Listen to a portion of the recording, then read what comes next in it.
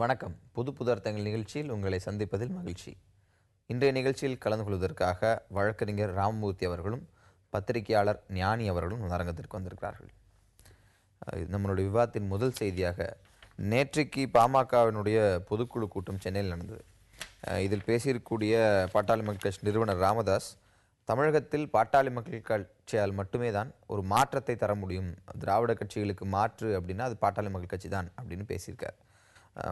அதாவது சில வருடங்களுக்கு முன்பு வரை மாறி மாறி திராவிட முன்னேற்ற கழகம், அண்ணா திராவிட முன்னேற்ற கழகத்தோடு ஆட்சி அமைத்து வந்த பாட்டாளி மக்கள் கட்சி அவர்களுக்கு மாற்று அப்படின்ற ஒரு நிலைப்பாட்டை எடுத்து கிட்டத்தட்ட 2 வருஷங்கள் ஆயிட்டுருக்கு. இப்போ இவ்வளவு வலுவாக நேற்றைக்கு அந்த பொதுக்குழுல மிக வலுவாகவே 2 கட்சிகளையும் சாடி கருத்துக்கள் பரிமாறப்பட்டன. பாமகவுடைய இந்த நிலைப்பாட்டை நீங்கள் எப்படி பார்க்குறீங்க?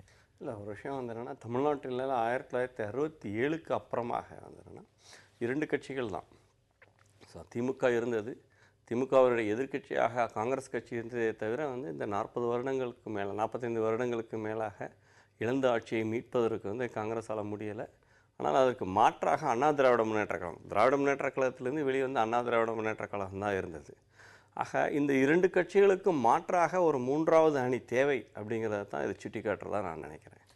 3வது அணி தேவை அப்படிங்கிற அடிப்படையில் ராமதாஸ் எடுத்துக்கூடிய முயற்சி எந்த அளவுக்கு களத்தில் சாத்தியமாகும்னு நினைக்கிறீங்க? இல்லை, அவர் திராவிட கட்சிகளோடு எதுவும் கூடாது, திராவிட கட்சிகள் சரியில்லைன்னு சொல்லும்போது இப்போ அண்மைக்காலமாக வரப்போகிற நாடாளுமன்ற தேர்தலில் அவர் பாஜக தலைமையிலான அணியோடு போகிற வாய்ப்பை பற்றி பேசி கொண்டிருக்கிறார்கள், கூட்டணியில் சேரக்கூடியவன்னு.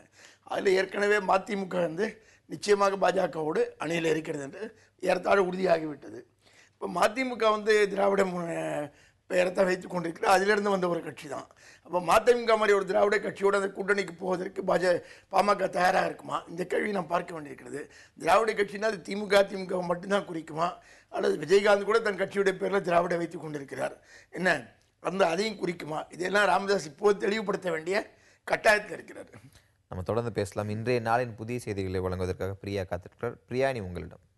கண்டிப்பாக இந்த நேரத்தின் புதிய செய்திகளை நாம் இனி பார்க்கலாம். பதவி விலகுவது குறித்த சர்ச்சை எழுந்துள்ள நிலையில் இன்று செய்தியாளர்களை சந்திக்கிறார் பிரதமர் மன்மோகன் சிங்.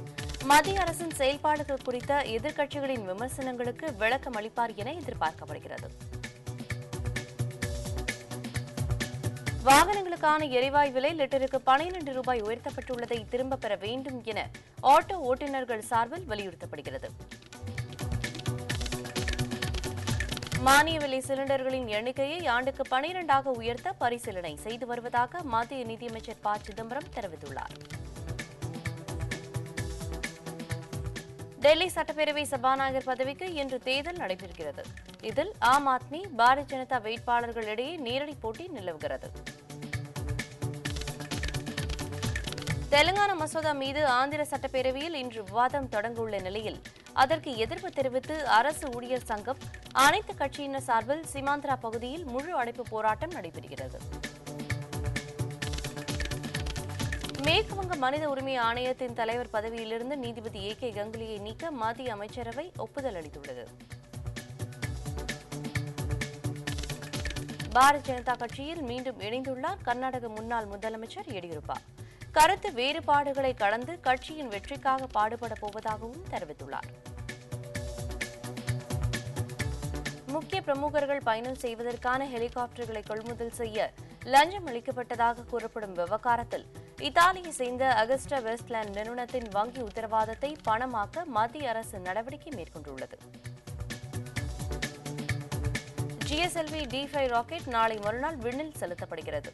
இதற்கான 29 மணி நேர கவுண்டவுன் நாளை காலை 11 மணிக்கு தொடங்குகிறது. வங்கக்கடலில் உருவாகியுள்ள காற்றழுத்த தாழ்வுப்பகுதி காரணமாக கடலோர மாவட்டங்கள் மற்றும் புதுச்சேரியில் இன்று மழை பெய்ய வாய்ப்புள்ளதாக வானிலை ஆய்வு மையம் தெரிவித்துள்ளது. ஒசூர் பகுதியில் முகாமிட்டுள்ள காட்டு யானைகளை 15 நாட்களில் காட்டுக்குள் விரட்ட நடவடிக்கை எடுக்கப்படும் என கிருஷ்ணகிரி மாவட்ட ஆட்சியர் உறுதியளித்துள்ளார். தமிழகத்தில் விவசாய நிலப்பரப்பு குறைந்துவிட்டதாக வேளாண் துறை அமைச்சர் தாமோதரன் தெரிவித்துள்ளார்.